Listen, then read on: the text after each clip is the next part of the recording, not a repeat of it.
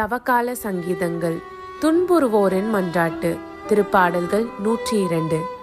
இந்த சங்கீதம் தீர்க்கதரிசியாகிய தாவீது ராஜாவை போல் அவரவர் தங்கள் பாவத்தின் மேல் மனஸ்தாபப்பட்டு பாவத்தின் ஆக்கினை ஆகிய துன்பங்களில் சர்வேஸ்வரனை மன்றாடுகிறதற்கு மகா உதவியுமாய் திருச்சபைக்கு மகா உச்சிதமான ஜபமுமாய் பாடியிருக்கின்றது.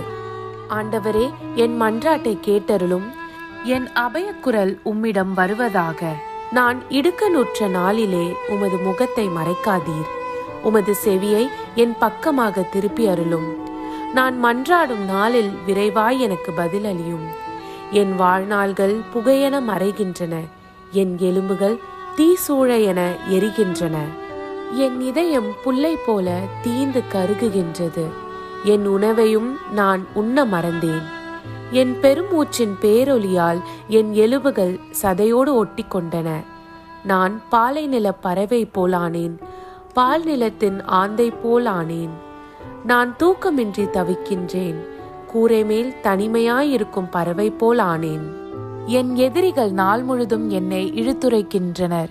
என்னை எள்ளி நகையாடுவோர் என் பெயரை சொல்லி பிறரை சபிக்கின்றனர். சாம்பலை நான் உணவாக கொள்கின்றேன். என் மது கலவையோடு கண்ணீரை கலக்கின்றேன்.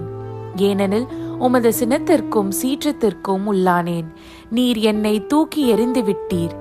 மாலை நிழலை போன்றது எனது வாழ்நாள். புல்லென நான் உலர்ந்து போகின்றேன். ஆண்டவரே, நீர் என்றென்றும் கொலுவீற்றிருக்கின்றீர். உமது புகழ் தலைமுறை தோறும் நிலைத்திருக்கும். நீர் எழுந்தருளி சியோனுக்கு இரக்கம் காட்டும். இதோ, குறித்த காலம் வந்துவிட்டது. அதன் கற்கள் மீது ஊழியர் பற்று கொண்டுள்ளனர். அதன் அழிவை நினைத்து பரிதவிக்கின்றனர். வேற்றினத்தார் ஆண்டவரின் பெயருக்கு அஞ்சுவர். பூவுலகின் மன்னர் யாவரும் அவரது மாட்சியை கண்டு மருள்வர். ஏனெனில் ஆண்டவர் சியோனை கட்டி எழுப்புவார். அங்கு அவர் தம் மாட்சியுடன் திகழ்வார். திக்கற்றவர்களின் வேண்டுதலுக்கு அவர் செவி கொடுப்பார். அவர்களின் மன்றாட்டை அவமதியார்.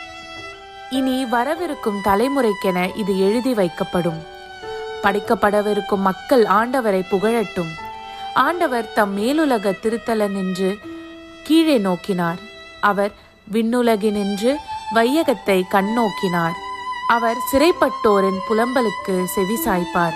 சாவுக்கென குறிக்கப்பட்டவர்களை விடுவிப்பார். சியோனில் ஆண்டவரின் பெயர் போற்றப்படும். எருசலேமில் அவர்தம் புகழ் அறிவிக்கப்படும்.